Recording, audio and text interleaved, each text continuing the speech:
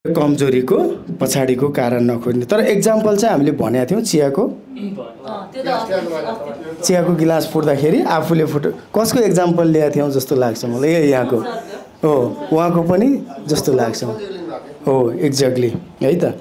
हेर्नुहोस्, अरूको गल्ती र कमजोरीको पछाडिको कारण नखोज। मैले गरेँ भने अन्जानमा, अरूले गरे भने के हुँदो रहेछ, जानी जानी गल्ती हुँदो रहेछ। आफूले गर्दा त्यही गल्ती के हुन्छ, अन्जानमा हुन्छ। तर अरूले गर्यो भने त्यही गल्ती चाहिँ के हुन्छ, जानी जानी यसले गरेको, यसको नियतै थियो गल्ती गर्ने। हामी त्यतातिर जाँदैनौँ। अर्को दुःख के हो, जीवनमा दुःख छ, दुःखको कारण छ, यसको निवारण पनि छ, यो तिमीबाट मात्रै सम्भव छ। संसारमा कसैको कारण कसैले तपाईलाई हराउन पनि सक्दैन, कसैले जिताउन पनि सक्दैन। यदि जित्नुहुन्छ त तपाईँ आफ्नै कारणले जित्नुहुन्छ र हार्नुहुन्छ आफ्नै कारणले हार्नुहुन्छ। कसैले तपाईलाई खुसी बनाउन पनि सक्दैन, दुखी बनाउन पनि सक्दैन। दुखी हुनुहुन्छ त तपाईँ आफ्नै कारणले दुखी हुनुहुन्छ, खुसी हुनुहुन्छ त तपाईँ आफ्नै कारणले खुसी हुनुहुन्छ। यो थियो। अर्को, मानिसको वास्तविक स्वभाव बहुत इम्पोर्टेन्ट छ। के रहेछ मानिसको वास्तविक स्वभाव? दया, माया, प्रेम, पवित्रता, शान्ति स्वरूप, सत्य स्वरूप, शक्ति स्वरूप, स्वास्थ्य स्वरूप चाहिँ के हो, मान्छेको वास्तविक स्वभाव हो। ईर्ष्या, डाह, घमण्ड, लोभ, लालच, बेचैन, छटपटी यो मान्छेको वास्तविक स्वभाव हो? होइन। त्यसकारण आजको दिनबाट हामी हाम्रो वास्तविक स्वभावमा फर्किनेछौँ। यो पृथ्वीले वास्तविक स्वभाव परिवर्तन गर्यो भने के हुन्छ संसारमा? यो सूर्यले आफ्नो वास्तविक स्वभाव परिवर्तन गर्यो भने के हुन्छ? यो हावा, यो पानीले आफ्नो वास्तविक स्वभाव परिवर्तन गर्यो भने के हुन्छ? प्रलय हुँदैन? आज हामीले हाम्रो वास्तविक स्वभाव परिवर्तन गरिराखेका छौँ। त्यस कारणले गर्दाखेरि नै जघन्य अपराध, हत्या, हिंसा, लुटपाट यो सबै भएको कारण के हो? हामीले हाम्रो स्वभाव परिवर्तन गर्यौँ। अर्को, कतिजना हुनुहुन्छ अरूको विचारबाट दुखी हुने? सबैजना दुखी हुनुहुन्छ। अहिले मैले केही भन्ने भने रातभरि निन्द्रा लाग्दैन। मेरो विचारको भारी तपाईँ किन बोक्ने? यो जरुरी छ?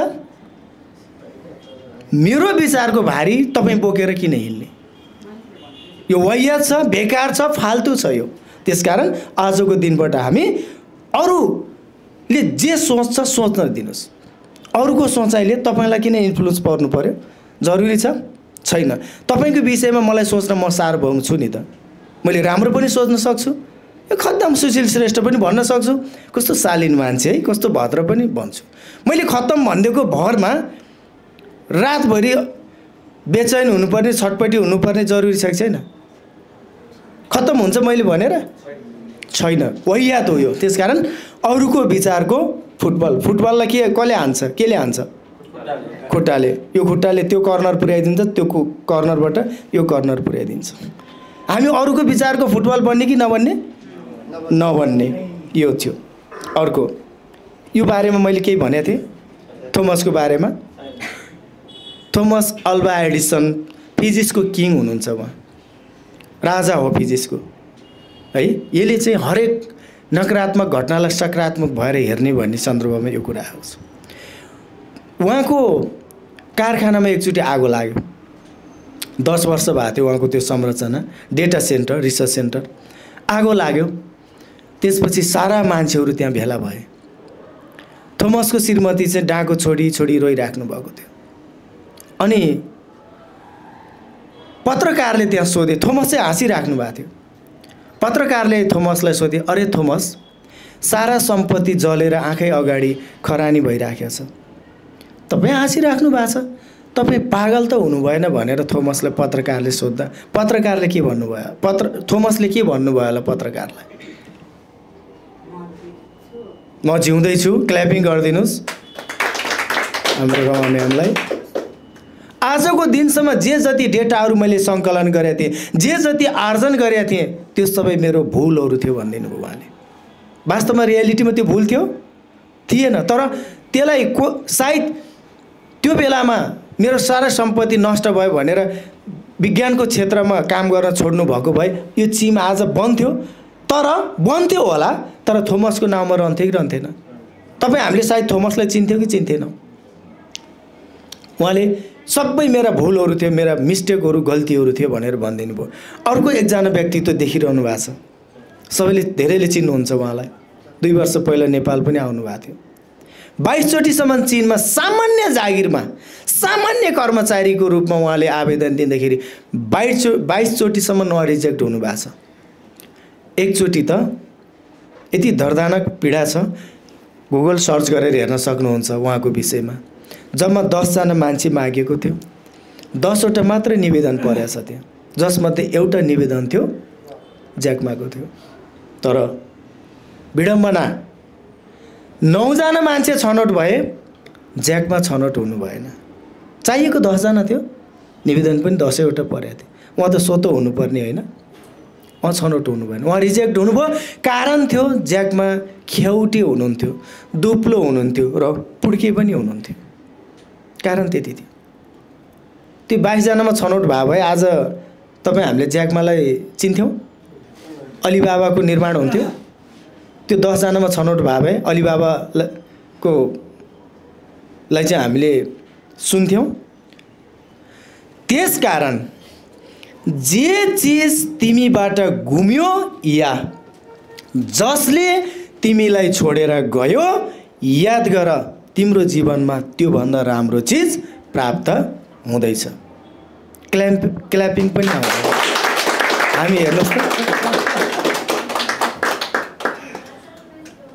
जे चिज तिमीबाट गुम्यो या कसैलाई त्यस्तो छ भने मजाकमा भन्दै मैले, कसैले तिमीलाई छोडेर गयो भने त्योभन्दा राम्रो चिज तिम्रो जीवनमा आउँदैछ। 100% हो, लेखेर राख्नुहोस्। यो 2टा घटनाबाट देखिन्छ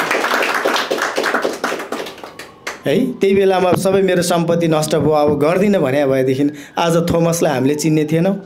त्यही 22 जनामा अथवा म अब छनौट भएन म भनेर चाहिँ छोडिदिए भएदेखि आज अलिबाबाको फाउन्डर अरू कोही बन्थ्यो होला, तर ज्याकमा लाई हामीले चिन्ने थिएनौँ अलिबाबाको फाउन्डरको रूपमा। बहुत महत्त्वपूर्ण कुरा छ। जीवनमा शान्ति चाहनुहुन्छ भने एउटा क्षमा है बहुत जरुरी छ। जीवनलाई एउटा शानदार बनाउनुहुन्छ, स्ट्रेसलेस बनाउनुहुन्छ र शान्त चाहनुहुन्छ भने एउटा क्षमा बहुत जरुरी छ। क्षमा दिनुस्। संसारमा क्षमा भन्दा ठुलो सजाय केही पनि छैन, जसले तपाईलाई पनि शान्त बनाउँछ। पहिलो कुरो त तपाईलाई शान्त बनाउँछ क्षमाले। यो जीवन कसरी जिउने भनेर आफूले आफूलाई प्रश्न गरिराखेको थिएँ। जब यो हलभित्र म प्रवेश गरेँ, यही हलले नै मलाई सबै मेरा प्रश्नहरूको उत्तर दियो। यो हलको 4 भित्ताले मलाई भन्यो, अरूको भारलाई बाँड। यो हलको झ्यालले मलाई भन्यो, आफ्नो हेर्ने दृष्टिकोणमा परिवर्तन गर या सकारात्मक दृष्टिकोणबाट हेर्न थाल। यो हलको एसीले मलाई भन्यो, जहिले पनि आफ्नो दिमागलाई ठण्डा बनाऊ, शान्त बनाऊ, कुल बनाऊ। यो हलमा झुन्डिएको क्यालेन्डरले मलाई भन्यो, समय अनुसार चल। घडीले मलाई भन्यो, समयको महत्त्व राख, ख्याल गर। अनि यो हलको भुइँले मलाई भन्यो, जहिले पनि मसँग प्रगाढ सम्बन्ध राख। यो भुइँ बिना हामी हिँड्न सक्छौँ? कस्तो सम्बन्ध छ हाम्रो यो भुइँसँग? अनि पर्सले मलाई भन्यो, भविष्यको लागि बचत गरेर राख। विपरीत मूल्य एक अर्काका परिपूरक हुन्। बहुत इम्पोर्टेन्ट छ। जीवनमा लागू गर्नु होला, त्यसपछि मलाई भन्नु होला 21, 20, 22 दिनपछि। जसरी जीवनमा धेरै खेलहरू हुन्छ, कहिले फुटबल, कहिले भलिबल, कहिले हाम्रा जीवनमा जति खेलहरू हुन्छ, यो जिन्दगी पनि एउटा खेल हो। यो खेलमा कहिले हार्छौँ, कहिले जित्छौँ। यो खेलमा कहिले पाउँछौँ, कहिले गुमाउँछौँ। खेलमा कहिले नाफा छ त कहिले के छ, जिन्दगीमा घाटा पनि छ। कहिले एकदमै उत्साहित हामी हुन्छौँ, कहिले हामी धेरै निरुत्साहित पनि हुन्छौँ। कहिले खुसीले गदगद हुन्छौँ, कहिले दुःखले हाम्रो आँसुको धाराले सिरानी लपक्कै भिज्छ। यो त मौसममा आउने परिवर्तन जस्तै रहेछ। कहिले घाम, कहिले पानी, कहिले हिउँद, कहिले बर्खा, कहिले जाडो, कहिले गर्मी रहिरहन्छ। यस्तै हो जिन्दगीमा पनि दुःख सुख पाउने गुमाउने हार जित त्यो खेलमा हार नहुने भए जितको महत्त्व हुन्थ्यो। अनि कृष्ण अधिकारी जस्तो कालो मान्छे यहाँ नभएको भए यी 3 जना लेडिजहरू गोरा हुनुहुन्छ, उहाँहरूको तपाईँको गोरोपनको कुनै अर्थ हुन्थ्यो? के हुन्थ्यो? म कालो छु त्यसकारण तपाईँको गोरोपनको अर्थ छ क्या? के होइन? तपाईँको गोरोपनको भ्यालु बढाउनलाई म कालो मान्छेको बहुत ठुलो भूमिका छ। अनि रात नहुने भए दिनको महत्त्व हुन्थ्यो। सबै मानिसहरू नमर्ने भए त्यो जिन्दगीको यति धेरै महत्त्व हुन्थ्यो कि हुन्थेन होला? हुन्थेन। हेर्दाखेरि के छ? अनि रात जुन हेर्नलाई के चाहिन्छ? रात चाहिन्छ। अँधेरी रातै छ। जति अँधेरी रात हो त्यतिमा जुन अझ के हुन्छ? क्लियर हुन्छ, हेर्न मजा आउँछ। हेर्दा के छ? अपोजिट छ, तर यसले एक अर्काको भ्यालु एड गरिदिराखेको हुन्छ। अर्थात् सारांशमा यसको अर्थ हुन्छ चाहे हारौँ चाहे जितौँ, चाहे पाऊँ चाहे गुमाउँ, चाहे नाफा छ जिन्दगी चाहे घाटा होस्, चाहे दुखी हौँ चाहे सुखी हौँ, चाहे हामी उत्साहित हौँ चाहे निरुत्साहित हौँ, यो मनलाई सम्हाल्न जरुरी छ कि छैन? यो मनलाई समाता बनाएर राख्न जरुरी छ कि छैन? छ। यो नलेज पोइन्ट अधिकांश 70 देखि 80% हाम्रो समय भूत र भविष्यमा जान्छ। बेकार छ, वाहियात छ, फाल्तु छ, समयको बर्बादी छ। भूतले के गर्छ? तर्साउँछ। भूतले के गर्छ? तर्साउँछ, डर दिइराख्छ। भविष्यले के गर्छ? सताउँछ। क्ल्यापिङ गरिदिनुहोस्। चिन्ता दिन्छ भविष्यले, मेरो भविष्य के होला, मेरो छोराको भविष्य के होला। आवश्यक छ? वर्तमानमा तपाईले गरेको कर्मले नै तपाईको भविष्य निर्धारण हुन्छ। तपाईले कस्तो कर्म गरिराख्नु भएको छ, मेरो भविष्य के होला, कसो होला। बेकार छ, वाहियात छ, यो फाल्तु पनि छ। त्यसकारण live in the present moment. वर्तमानमा जिउँ। वर्तमान के छ? अटल छ। विगतमा भएका कमी कमजोरीबाट पाठ सिक्न सकिन्छ, तर किन भयो, कसो भयो, बेकार भयो, मेरो बर्बाद भयो, यो के छ? वाहियात छ। यसले यो बताउँछ। आखिरी सबै शान्ति प्रेमी छौँ, सबैजना सुखी चाहन्छौँ होइन त? शान्ति पनि चाहन्छौँ। शान्ति भएपछि सुखी भइहाल्यो। त्यसो भए रहेछ कहाँ त शान्ति? आज खोज्छौँ हामी। बदला लिनु अशान्ति, क्षमा दिनु शान्ति। अरूलाई बदल्ने कोसिस गर्नु अशान्ति, स्वयं आफै बदलिनु शान्ति। अरूको चासो र चिन्तन। त्यो सरस्वती त्रिपाठी बेलुका बेलुका आजकल त त्यो सुन्धारातिर देखिरहेको छु मैले। त्यो छाड्नेको छैन है, होइन? त्यो सन्ध्या कँडेल। अब हेर्नुहोस् त, त्यो भन्नेलाई प्रेसर बढ्छै बढ्दैन? प्रेसर बढेपछि ज्वरो आउँछ, आउँदैन, बेचैन हुन्छ, छटपट्टि हुन्छ, हुँदैन? अरूको चासो र चिन्तन वाहियात छ, बेकार छ। अरूको चासो र चिन्तन र पुरानो चिन्तन अशान्ति, स्वयं आफ्नो र वर्तमानको चिन्तन शान्ति। अनेकमा बुद्धि। आज पब्लिक स्पिकिङ 2 दिन आयो, कृष्ण अधिकारीबाट पार लाग्दिन्छ जस्तो छैन। भोलि फेरि कता गयो? लिडरसिपतिर गयो। 2 दिन गयो, यो पनि हुनेवाला जस्तो छैन। पर्सि फेरि अर्को। अनेकमा बुद्धि अशान्ति, एकमा बुद्धि शान्ति। कतिवटा भर्याङ छ यो? अनगिन्ती छ। कम्तीमा 50-60 वटा छ। 60 वटा भर्याङ हाल्दा पनि ती दाइले जान्छ या छैन? एउटा भर्याङले पुग्नुपर्ने होइन त? यही हो, मैले भर्याङको कुरा गरेको थिएँ नि। एउटा भर्याङले पुग्थ्यो। आज हालत त्यही छ। मेरो घरको हालत त्यही छ, मेरो हालत त्यही छ, हो? समाजको हालत त्यही छ, देशको हालत त्यही छ। सिंहदरबार अगाडि घाँसले गाडी पुर्नेको छ, गाडी किनेको छ। यसको अर्थ रिसोर्स म्यानेजमेन्ट कसरी गर्ने भन्ने कुरो बहुत इम्पोर्टेन्ट छ। यो हामीले यसलाई थोरैभन्दा थोरै रिसोर्सबाट धेरैभन्दा धेरै आउटपुट कसरी लिन सकिन्छ।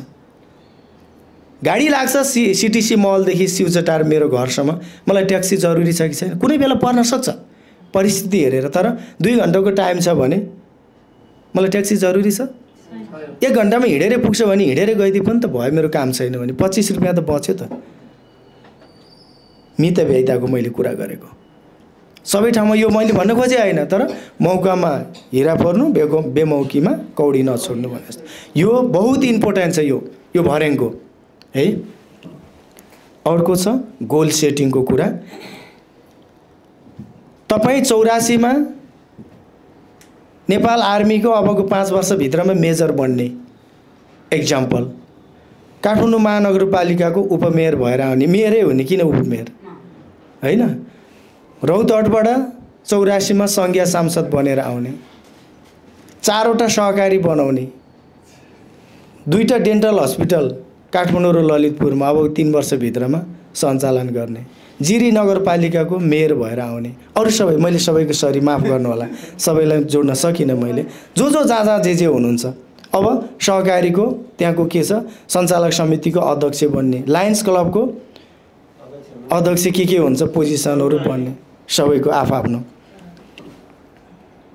के चाहिन्छ। रौतहटबाट 84 मा सांसद बनेर आउनलाई स्किल के चाहिन्छ, लायन्सको केन्द्रीय अध्यक्ष के बन्नलाई के चाहिन्छ, नेपाल आर्मीको मेजर बन्नलाई के चाहिन्छ, काठमाडौँको नगरपालिकाको मेयर बन्नलाई के चाहिन्छ, अथवा अबको 5 वर्षभित्रमा नेपाल सरकारको अधिकृत बन्ने जे होला स्किल के चाहिन्छ। सांसद बन्न के चाहियो स्किल, बोल्न त जान्नु पर्यो, जनतालाई कन्भिन्स गर्नु पर्यो, रौतहटको विकास र समृद्धि कसरी हुन्छ भन्ने कुरा थाहा पाउनु पर्यो, सबै जान्नु पर्यो। अनि नलेज के चाहियो, नेपालको कानुनको कुरा जान्नु पर्ला, मेजर हुनलाई नलेज के चाहियो, स्टाफ कलेज गर्नुपर्छ कि पर्दैन थाहा छैन मलाई होइन, यी सबै कुराहरू के हो नलेजभित्र पर्छ। ओके, यही नै थियो मैले तपाईँहरूलाई राख्न खोजेको कुरा।